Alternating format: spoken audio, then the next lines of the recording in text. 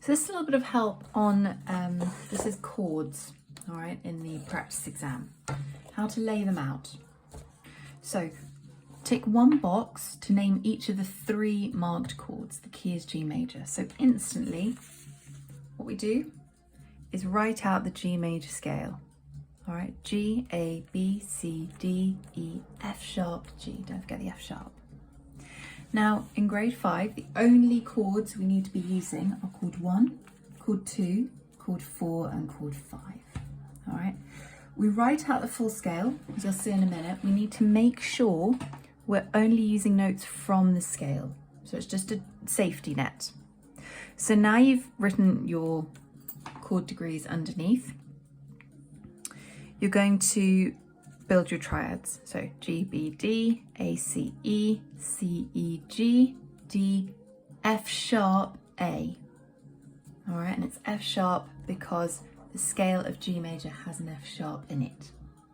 And then what we're going to do is just put A, B, C. This is going to help us because this is an inversions question. So we're looking to see what note of the chord is on the bottom. All right, so you've done that. That's what you do before you even look at the piece of music, okay? You just keep that on its own and you build this, okay? That's what you need to build.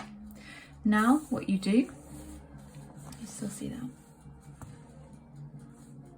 There you go. Okay, so now we're going to build from the bottom up. We're going to build the chords in the brackets. So A, we've got F sharp. Remember, it's F sharp. F sharp's in the scale of G major.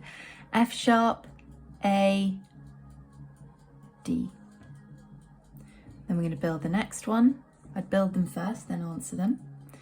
Then A, and A again, so it's doubled at an octave difference. A, C, E. And then we've got G, G again, doubled at the octave, B and G. So we've written these out here. Now what we do, step 1, which chord does it belong to? Is it 1, 2, 4, or 5? Okay, well here, D, F, okay, so we can see it belongs to chord 5.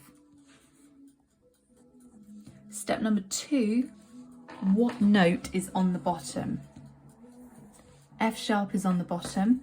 F sharp is the second story of this chord, okay? And it's along the B column. So the answer to this chord is 5B. All right, it's the first inversion.